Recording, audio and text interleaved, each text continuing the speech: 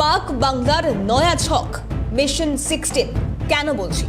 কারণ 1971-এর পর করাচি থেকে চট্টগ্রামে পণ্যবাহী জাহাজের আড়ালে ঢুকছে অস্ত্র।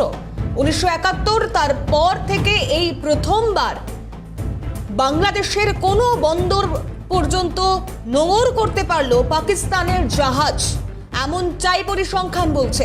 আর করাচি থেকে চট্টগ্রামে এই পণ্যবাহী জাহাজ যা নোঙর করা হয়েছে চট্টগ্রাম বন্দরে, তা কি শুধুই পণ্যবাহী জাহাজ নাকি তার আড়ালে অস্ত্র ঢুকছে? ব্রিটেন এবং আমেরিকার গোয়েন্দা রিপোর্ট এমনটাই। বিপুল অস্ত্র সমেত 11ই নভেম্বর চট্টগ্রামে প্রবেশ করে জাহাজটি। বাংলাদেশের সেনা মারফত ওই অস্ত্র পৌঁছবে তাহলে মৌলবাদীদের হাতে, অর্থাৎ সেই অস্ত্র আসছে এবং তার সশস্ত্র বাহিনীর হাতে পৌঁছেও যাচ্ছে। এরপর সীমান্ত পেরিয়ে ভারতে চলতে পারে কি ধ্বংসলীলা? আইএসআই নিয়ন্ত্রণে কি এই মুহূর্তে বাংলাদেশ সেনা? মিশন কি 16ই ডিসেম্বর?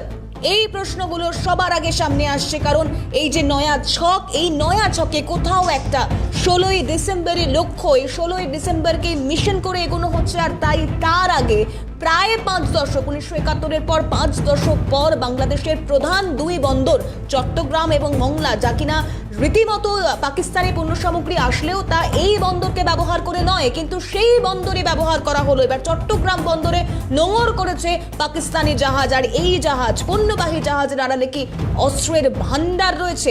এই প্রশ্নের উত্তর খোঁজবার চেষ্টা করবো আজ জিরো আওয়ারে। তা নিয়েই আলোচনায় থাকবো। এই মুহূর্তে আমার সঙ্গে স্টুডিও 2 থেকে রয়েছেন চিফ রিপোর্টার সত্যজিৎ মুখোপাধ্যায়, অন্যদিকে রাজনৈতিক বিশ্লেষক পর্যবেক্ষক রাজাগোপাল ধর চক্রবর্তী। রাজাগোপাল বাবু আমাদের সঙ্গে রয়েছে। আমি শুরুতেই সত্যজিতের কাছে যাব। সত্যজিৎ, দেখো, একদম সঠিকভাবে যে তথ্যগুলো সে পৌঁছচ্ছে সেই তথ্যই, এবং ভীষণভাবে সেটা অ্যালার্মিং, সেই তথ্যই দর্শক পর্যন্ত আমরা পৌঁছে দেওয়ার চেষ্টা করছি বারংবার। এবং যে ছবি তুমি 11ই নভেম্বর আমরা স্ক্রিনে যে ছবি দেখানোর চেষ্টা করব, যেই প্রথম আমরা দেখলাম যে কার্যত দেউলিয়া হওয়া পাকিস্তান এবং পাকিস্তানের মধ্যে সবথেকে যেখানে হাই রেটেড ক্রাইম হয় করাচি, ঠিক মুম্বাইয়ের অপোজিটে আরব সাগরের, সেই করাচি থেকে নাকি পণ্যবাহী জাহাজ প্রবেশ করলো চট্টগ্রামে এবং প্রচুর পণ্য নিয়ে এলো। এবং কি বলা হলো, এই জাহাজটির নাম হলো ওয়ানজিয়াং ফাজান। চীনে 2004 সালে এই জাহাজটি তৈরি হয়েছিল। চীনা জাহাজ, এখন হয়তো পাকিস্তান ব্যবহার করছে বা কিছু একটা হবে। এবং প্রাথমিকভাবে বাংলাদেশের এক অংশের থেকে দাবি করা হলো প্রচুর পরিমাণে পণ্য এসছে এবং তারা সেই সমস্ত ছবি দেওয়া শুরু করলো। কিন্তু তার মধ্যেই একটা আশঙ্কার তথ্য সামনে আসছে, সেটা গোয়েন্দা রিপোর্ট বলছে যে বিশেষ করে ইউএস এবং ব্রিটেনের যে গোয়েন্দা সংস্থা, তারা বলছে যে এই জাহাজটি এবং পরবর্তী সময় গত পরশুটি জাহাজ আসে চট্টগ্রামের ওই বন্দরে, সেই জাহাজে প্রচুর পরিমাণে পণ্যের পরিবর্তে এসছে গোলা বারুদ। এটাই তথ্য, এটাই সত্যি, এমনটাই যে গোয়েন্দা রিপোর্ট, গোপন রিপোর্টে দাবি করা হচ্ছে। কি এসছে? ওই জাহাজ ভর্তি করে এসছে 40 মিলিমিটার গোলা, যেগুলো মূলত আর্টিলারি বা কামানে ব্যবহার করা হয় এবং শর্ট লেন্থে এগুলো ব্যবহার করা হয়। এবং তার সঙ্গে এসছে টাইপ 56, আমরা সেটাও স্ক্রিনে দেখাবো। টাইপ 56 মেশিন গান, যেটা মূলত পাকিস্তানের পাঞ্জাবে তৈরি করা হয়। এটা মূলত AK-47-এর একটা দেশীয় প্রযুক্তি বলা চলে, পাকিস্তান নিজেরাই তৈরি করতে পারে এটা। এবং এই যে এই টাইপ 56 এই গানগুলোকেও পাঠানো হয়েছে ওই জাহাজে ভর্তি করে। এরপর যে পরিকল্পনা আছে যে নির্দিষ্টভাবে এই বিপুল অস্ত্রগুলো ধাপে ধাপে সেটা বাংলাদেশে এসে পৌঁছানোর পর সেটা প্রথমে যাবে বাংলাদেশ আর্মির কাছে। কারণ যে প্রশ্ন এখন উঠছে যে আইএসআইয়ের সঙ্গে যে গোয়েন্দা রিপোর্ট আসছে, ভারতীয় গোয়েন্দাদের রিপোর্টও তাই আছে, যে আইএসআইয়ের সঙ্গে আইএসআই চিফ আসিম মালিকের সঙ্গে ওয়াকারুজ্জামান অর্থাৎ বাংলাদেশের সেনা প্রধানের একাধিকবার ফোনে কথা হয়েছে। এবং তারপরে মাহফুজ আলম, যে ছবি আমরা এই মুহূর্তে স্ক্রিনে দেখাচ্ছি, যে একসময় নিষিদ্ধ জঙ্গি গোষ্ঠীর মাথা ছিল, তাকে মোহাম্মদ ইউনুসের প্রধান পরামর্শদাতা করে দেওয়া হয়েছে। নিষিদ্ধ জঙ্গি গোষ্ঠীর মাথা মাহফুজ আলম, সেই ছবি সিএনএর স্ক্রিনে আমরা দেখাচ্ছি, তার ছবি, মাহফুজ আলমের ছবি। তাকে আইএসআইয়ের মদতে, পরামর্শে এবং ওয়াকারুজ্জামানের নির্দেশে তাকে ইউনুসের বাংলাদেশের প্রধান পরামর্শ দেবেন এই মাহফুজ আলম, যে 2019 সালে তাকে গ্রেপ্তার করা হয়েছিল। সারা বিশ্বে তার মাথার দাম ধরা রয়েছে। নিষিদ্ধ জঙ্গি গোষ্ঠীর মাথা। এবং যে তথ্য জানিয়ে রাখার চেষ্টা করব যে এরপর নির্দিষ্টভাবে যে প্রশ্ন উঠছে যে এই মুহূর্তে কি তাহলে বাংলাদেশের সেনা আইএসআই নিয়ন্ত্রিত, বাংলাদেশের সেনার যে গোয়েন্দা শাখা আছে ডিজিএফআই তা কি আইএসআই নিয়ন্ত্রিত, এই প্রশ্ন উঠছে। এবং যে পথে করাচি থেকে চট্টগ্রামে এই অস্ত্রবাহী জাহাজ ঢুকছে সেই তথ্য সেই ছবি হলো এভাবেই প্রবেশ করছে। এর পাশাপাশি আমাদের সঙ্গে আমাদের অতিথি রয়েছেন, তবে ছোট্ট করে জানিয়ে রাখবো যে বাংলাদেশের যে অস্ত্র সম্ভার সেখানে মোটামুটি 8টি বুড়ো মিগ রয়েছে, অর্থাৎ মিগ 29, প্রায় সেটা তামাদি হয়ে যাওয়ার মতো অবস্থা যুদ্ধের বাজারে। এবং রয়েছে কিছু কে ভার্সন অর্থাৎ J7 কে ভার্সনের কিছু ফাইটার জেট, যেটা সামান্যতম যদি ঢাকা থেকে নড়াচড়া করে তাহলে শিলিগুড়িতে আমাদের যে এয়ার ডিফেন্স রয়েছে S-400, সেটার খুব বেশি 10 মিনিট সময় লাগবে বাংলাদেশের বায়ুসেনাকে পর্যদস্ত করতে। আবারও বলছি যে শিলিগুড়িতে যে S-400 এয়ার ডিফেন্স ভারতের তরফে বসানো রয়েছে সেটা খুব বেশি 10 মিনিট সময় নেবে যে বাংলাদেশের যে মিগ বুড়ো মিগগুলো আছে এবং J7 যে কে ভার্সন অর্থাৎ পুরনো যুগের ফাইটার জেট সেগুলোকে পর্যদস্ত করতে। সে কারণে প্রায় 52 বছর আগে যে 16ই ডিসেম্বর 1971 সালে পাকিস্তানের নিয়াজি লেফটেন্যান্ট জেনারেল নিয়াজি যে পরাজিত হয়েছিল, পাকিস্তানি সেনা পরাজিত হয়েছিল, সেই 16ই ডিসেম্বর এখনও পর্যন্ত দগদগে ঘা পাকিস্তানের কাছে। তাই এই বর্তমান মৌলবাদী সরকার বা মৌলবাদের নিয়ন্ত্রণে থাকা বাংলাদেশের সরকার এবং পাকিস্তান মিলে 16ই ডিসেম্বরকে সামনে রেখে কোনো একটা ব্লুপ্রিন্ট তৈরি করেছে বলে মনে করছে গোয়েন্দারা। আমি সরাসরি রাজা গোপাল কাছে আসার চেষ্টা করব যে ছবি যে তথ্য উঠে আসছে তাতে 16ই ডিসেম্বর পাকিস্তানের ক্ষেত্রে দগদগে ঘা এখনও পর্যন্ত ভারতের বিজয় দিবস।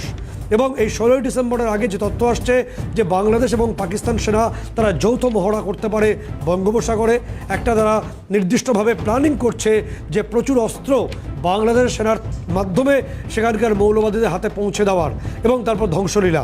কি হতে পারে গোটা ছবিটা? হ্যাঁ, দেখুন, একটা কথা বলি, যেটা হচ্ছে যে পাকিস্তান কিন্তু মানে ওরা দেখেছে যে ওদের যে চিরন্তন যে সমস্ত এক্সপোর্ট সেগুলো থেকে খুব একটা আয় আসছে না, ওরা ডাইভার্সিফিকেশনের দিকে ঝুঁকছে এবং আর্ম এক্সপোর্ট ওরা কিন্তু নানান দেশে করছে, যেটা খুবই, আমি ওদের স্টেট ব্যাংকে একটা দেখছিলাম যেটা সেখানে পরিষ্কার দেখাচ্ছে যে খুব র্যাপিড আর্ম এক্সপোর্ট তারা করছে এবং পৃথিবীর বহু দেশ ওদের আর্মস কিনছে। এবং এটাও আপনারা জানেন যে যখন ইউক্রেনে যুদ্ধ হলো, ইউক্রেনকে অস্ত্র দেওয়ার জন্য আমেরিকা পাকিস্তানকে বলেছিল তোমরা অস্ত্র দাও। এগুলো ফ্যাক্ট, এগুলোর সঙ্গে কোনো অসুবিধে কিছু নেই। এখন আপনারা যে তথ্যগুলো দেখাচ্ছেন তাতে পরিষ্কার দেখা যাচ্ছে যে পাকিস্তানের সব অস্ত্র নিজেরা তৈরি করছে না, চীন থেকে পেয়েছে, সেগুলো পরিষ্কার নয়, কিছু কিছু হয়তো চীন থেকে পেয়েছে, কিন্তু ওরা রোজগার করার চেষ্টা করছে, এটা ফ্যাক্ট। কারণ এখন এই জায়গায় দাঁড়িয়ে ওরা বাংলাদেশকে যদি সেই অস্ত্রগুলো বিক্রি করে বা বিক্রি নিশ্চয়ই করবে এখন, বা যদি অল্প পয়সাও দেয়, এইসব অস্ত্র দিয়ে তো ভারতীয়, আপনি খুব সুন্দরভাবে যেটা ব্যাখ্যা করলেন যে ভারতীয় সেনাবাহিনীর সঙ্গে এইসব অস্ত্র বেমানান, কিন্তু এই অস্ত্রগুলো সেখানে অশান্তি করতে, সংখ্যালঘু হিন্দুদের উপর আক্রমণ করতে, এবং যেটা আপনি বলছেন 16ই ডিসেম্বর যেটা বিজয় দিবস হিসেবে পালিত হয়, সেই দিবসে ভারতীয় যেসব কোনো সিম্বল বাংলাদেশে যেগুলো রয়েছে সেগুলোর উপর আক্রমণ করা। ভারতীয় সিম্বল বলতে গেলে ওরা হয়তো হিন্দু সিম্বলগুলো রয়েছে, হিন্দুদের উপর আক্রমণ করা, সেগুলো করতেই পারে। এই সমস্ত RDX মর্টার এই সমস্ত যেগুলো ওরা পেয়েছে সেগুলো নিশ্চয়ই হয়তো দিতে পারে, তারা জঙ্গিদের হাতে দিতে পারে এবং সেখানে তারা বাংলাদেশের ভেতরে, এখন দেখুন বাংলাদেশেই অস্থিরতার পরে আমাদের তো বর্ডার প্রচণ্ড সিকিউর করা উচিত এবং যেসব রাজ্যগুলো বর্ডারে আছে তাদের উপরে কেন্দ্রীয় সরকার কি কথা বলছে আমি জানি না, তাদেরকেও বলা উচিত তোমাদের উপর হেল্প করতে হবে। হ্যাঁ, বহু জায়গায় আনম্যানড বর্ডার আছে, নদীর উপর দিয়ে আছে, সেখানে তোমাদের পুলিশ সমাবেশিক ব্যবস্থাও করতে হবে।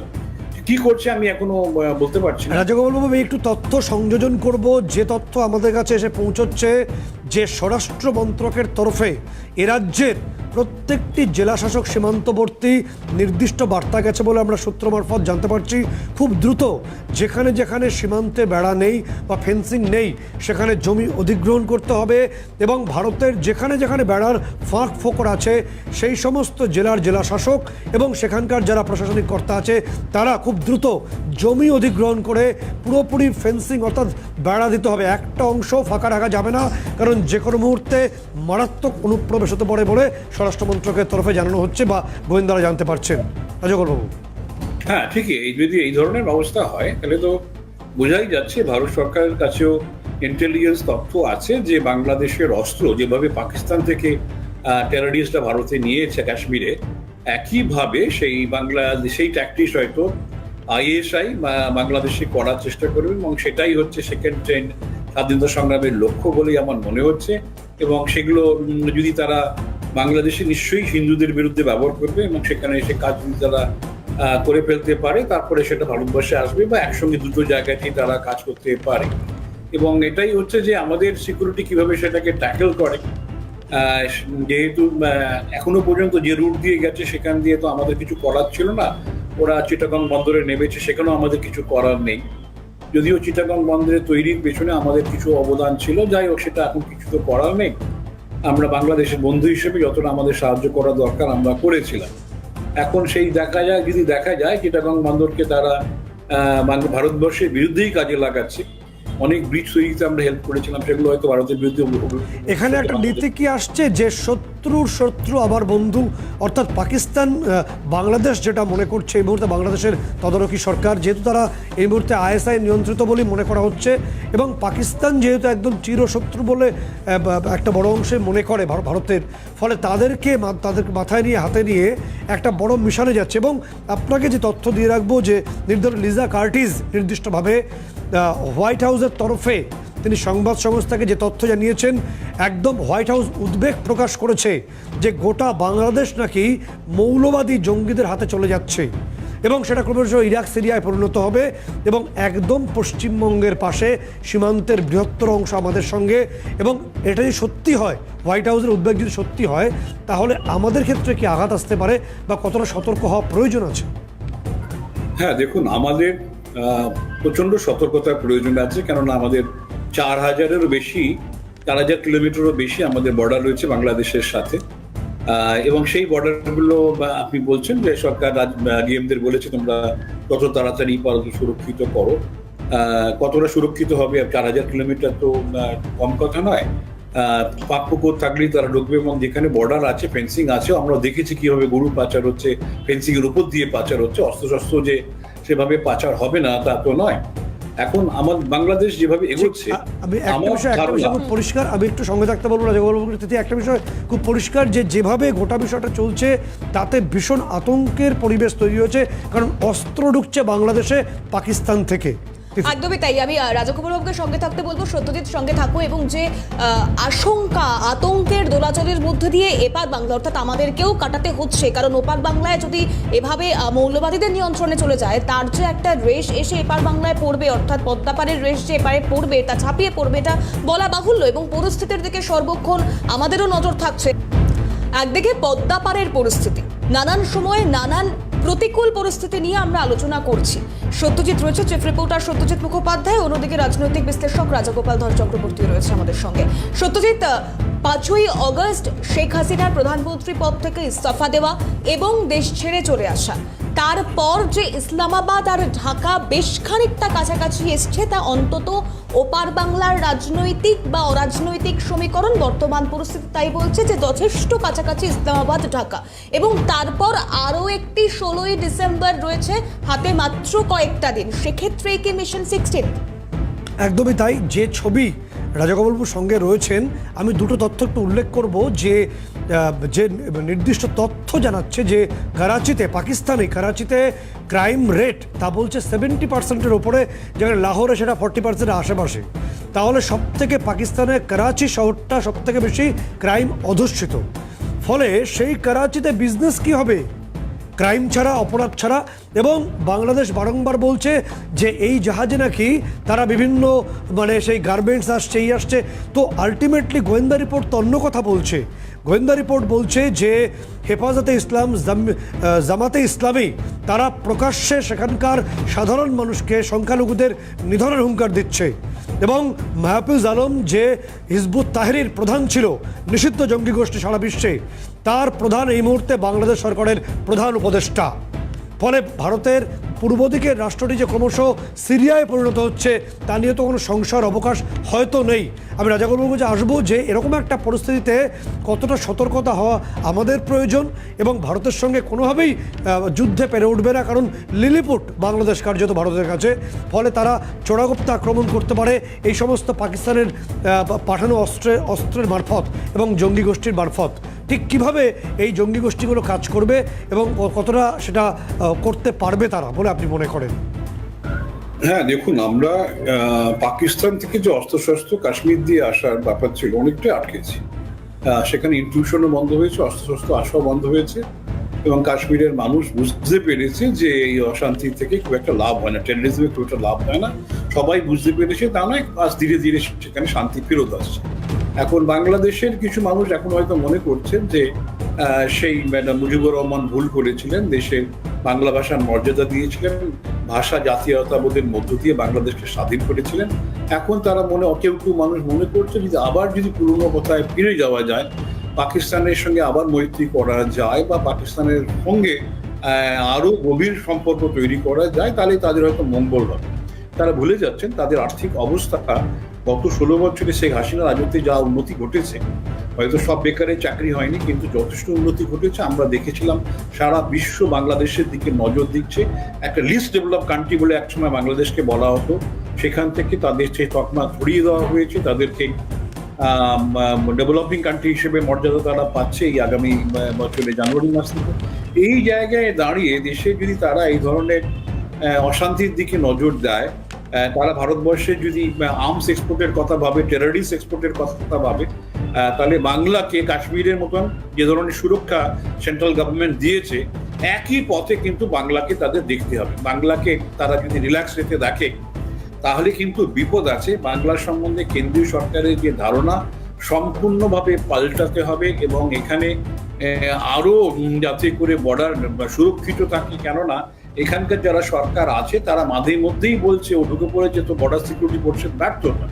সুতরাং এই জায়গায় দাঁড়িয়ে বর্ডার সিকিউরিটি ফোর্সের সঙ্গে আরো কোনো ফোর্স দেওয়া যায় কিনা, এটা অত্যন্ত জরুরি। এবং নর্মাল ট্রেন, আমার যেগুলো ধারণা এখন যেগুলো বলছে, আমরা কিছুদিন আগে আমাদের ল্যান্ড বর্ডার দিয়ে আমরা 24/7 আমরা ট্রাক ঢুকতে দিচ্ছি। বেসিক্যালি বক্তব্য ছিল যে আমরা সেখান দিয়ে নেপাল এবং ভুটান যাওয়ার জন্য বাংলাদেশের ট্রাক আমরা ঢুকতে দেবো 24 আওয়ার্সে। কিন্তু সেখান দিয়ে আবার যাতে বিএসএফ বা অন্য কাউকে পয়সা দিয়ে যে আর্মসটা চলে যাবে না, এরকম কোনো গ্যারান্টি নেই আমাদের ট্রেনে। কারণ রাজাগোপাল বাবু, এর আগে আমরা দেখেছি যে নির্দিষ্ট কুখ্যাত বাবর, যাকে সম্প্রতি জেল থেকে ছাড়া হয়েছে, তার বিরুদ্ধে অভিযোগ ছিল যে উত্তর পূর্বাঞ্চলে সে অস্ত্র ভর্তি যে ট্রাক তিনি পাঠিয়েছিলেন, এবং তিনি সেই সময় বিএনপি স্বরাষ্ট্রমন্ত্রীও ছিলেন। এবং এই উদ্যোগ বাংলাদেশ হাসিনার আগে বারে বারে নিয়েছে, সেখানে যারাই সরকারে থাকুক, যে ভারতের উত্তর পূর্বাঞ্চলকে অশান্ত করো, অস্ত্র পাঠিয়ে দাও গোপনে, কারণ কাশ্মীর থেকে অস্ত্র প্রবেশ করানোটা কঠিন। ফলে বন্ধু বেশে থাকা রাষ্ট্র বাংলাদেশ, সেখান থেকে পাঠানোটা সহজ। সেই কারণে কি পাকিস্তান বাংলাদেশের বন্দরকে ব্যবহার করে ভারতকে রক্তাক্ত করার চেষ্টা করছে, যেভাবে অস্ত্র বাংলাদেশে প্রবেশ করছে বলে গোয়েন্দা রিপোর্ট বলছে? হ্যাঁ, দেখুন, যখন ওরা বুঝে গেছে কাশ্মীরটা বন্ধ হয়েছে, কাশ্মীর দিয়ে বিশেষ কিছু করা যাচ্ছে না, মানুষ সচেতন হয়েছে। বাংলার মানুষ এখনো কতটা সচেতন আমরা জানি না। তাদের দুর্বলতার কথা ভেবেই হয়তো পাকিস্তান মনে করছে বাংলাদেশ দিয়ে যদি টেররিস্ট পাঠানো যায়, অস্ত্রশস্ত্র পাঠানো যায়, বাংলাদেশে যারা সাধারণত যে রুটটা ব্যবহার করে সেই রুটের গোড়াতে তারা ঝামেলা করে না, তারপরে অন্য জায়গায় আরো দূরে গিয়ে ঝামেলা করে। বাংলায় আমরা সেভাবে ঝামেলা দেখিনি, কিন্তু এখন যেটা মনে হচ্ছে তারা বাংলা থেকেই হয়তো তাদের যাত্রাপথ শুরু হতে চলেছে। এই জায়গায় দাঁড়িয়ে আরো কঠোর কি করে হওয়া যায় বাংলা, আমি তো বলবো যে সমস্ত টুরিস্ট বাংলাদেশ থেকে আসছেন, হেলথের কারণে হোক, যে কোনো কারণেই হোক, আমাদের যথেষ্ট বাংলাদেশের উপরে নিষেধাজ্ঞা একটা জারি করা দরকার। তারা নানানভাবে সেখানকার হিন্দুদের উপর আক্রমণ করছে। এখন যদি টেররিস্ট পাঠাতে থাকে, তাহলে নর্মাল যে সমস্ত চ্যানেলগুলো আছে সেগুলোকে ভালো করে আমাদের করা দরকার, আমাদের চেক করা দরকার, এবং প্রয়োজন হলে বন্ধ করে দেওয়া বলছেন দরকার। যারা মেডিকেল ভিসা নিয়ে আসছেন বাংলাদেশ থেকে, তাদের জন্য তারাও আমাদের সন্দেহের তালিকার বাইরে থাকা উচিত নয়। তাদের ক্ষেত্রে আনুপার্বিক বিবরণ, অনেক বেশি গোয়েন্দা রিপোর্ট হওয়ার পরেই এক একজন বাংলাদেশিকে এদেশে প্রবেশের অনুমতি দেওয়া উচিত, এমনটাই তো? নিঃসন্দেহে এগুলো তো তারা অনেকেই যে তাদের এই হিসেবে ব্যবহৃত হচ্ছে না তা নয়, এবং আমার ধারণা এই সমস্ত ফাঁকফোকরগুলো আছে সেগুলোকে তারা ব্যবহার করবে, এবং যে সমস্ত রুটগুলো ট্রান্সপোর্ট রুটগুলো খোলা আছে সেগুলোকে একেবারে প্রচণ্ড কন্ট্রোলের মধ্যে নিয়ে আসা দরকার। কেননা পয়সা দিয়ে আমরা অনেকেই জানি বর্ডার থেকে জিনিস পার হয়ে যায়, সেইগুলো যাতে না হয় সেগুলো দেখতেই হবে। কেননা দেশের সুরক্ষা সবচেয়ে প্রথম। সেইগুলো আমরা কাশ্মীরে বন্ধ করতে পেরেছি, বাংলাদেশ বর্ডারে বন্ধ হয়নি। আপনি বাংলাদেশ থেকে যাই চান না কেন, বর্ডারে স্মাগল হয়ে ইন্ডিয়া ঢুকে পড়ছে, সে ইলিশ মাছই হোক আর যাই হোক, আর ইন্ডিয়ান যে কোনো প্রোডাক্টই বাংলাদেশে চলে যাচ্ছে। স্মাগলিং এই দেশে অত্যন্ত, এই যে আপনি বলছেন স্মাগল হয়েই তো মোটামুটি আসে, পণ্যের মাধ্যম দিয়ে যদি অস্ত্র এসে থাকে, তাহলে এই স্মাগল গুডের মধ্যে কোথাও অস্ত্র আসবে না, তার কোনো গ্যারেন্টি নেই। আশঙ্কার যথেষ্ট জায়গা রয়েছে। অনেক ধন্যবাদ। রাজাগোপাল বর্মন সঙ্গে ছিলেন, রাজনৈতিক বিশ্লেষক। একটা ছবি খুব পরিষ্কার তিথি যে ভারত বাংলাদেশ যে সীমান্ত, অন্তত বাংলার ক্ষেত্রে আছে, যে নির্দেশ স্বরাষ্ট্র মন্ত্রকের তরফে এসছে যে একটি অংশ ফাঁকা থাকবে না, সব জায়গায় একেবারে বড় করে ফেন্সিং বেড়া দিতে হবে, জমি দ্রুত অধিগ্রহণ করতে হবে। এই নির্দেশের সঙ্গে জড়িয়ে আছে জঙ্গি অনুপ্রবেশের আশঙ্কা, যেটা হাসিনার আগে বারে বারে হয়েছে। এবং তার পাশাপাশি যে ছবিতে একটা অংশ হয়তো আনন্দিত হয়েছিল যে বাংলাদেশের বাণিজ্য বাড়ছে, পণ্য আসছে, কিন্তু আদতে সেখানে কার্পেটের তলায় অন্য ছবি। সেখানে পণ্যের আড়ালে আসছে প্রচুর পরিমাণে গোলা বারুদ এবং পাকিস্তানের পাঞ্জাবে তৈরি প্রচুর রাইফেলস, যা আদতে ব্যবহার করা হবে ভারতের ক্ষেত্রে বলেই গোয়েন্দারা মনে করছেন। একেবারে এই সত্যজিৎ, আপাতত ধন্যবাদ জানাবো। চিফ রিপোর্টার সত্যজিৎ মুখোপাধ্যায় ছিলেন আমাদের সঙ্গে, অন্যদিকে রাজাগোপাল ধর চক্রবর্তী রাজনৈতিক বিশ্লেষক ছিলেন আমাদের সঙ্গে। দুজনকেই ধন্যবাদ জানাবো, এবং এরই পাশাপাশি বর্তমান পরিস্থিতি পরবর্তীতে কি মোড় নেয় সেদিকেও অবশ্যই আমাদের নজর থাকবে। বাংলাদেশের সার্বিক পরিস্থিতির দিক এবং অস্ত্রের ভান্ডার যদি সামনে আসে, মৌলবাদীদের হাতে যদি চলে যায় গোটা পরিস্থিতি, তারপর আদৌ কোন পথে হাঁটতে পারে অন্তর্বর্তী সরকার, সেই দিকগুলোতেও নজর থাকবে।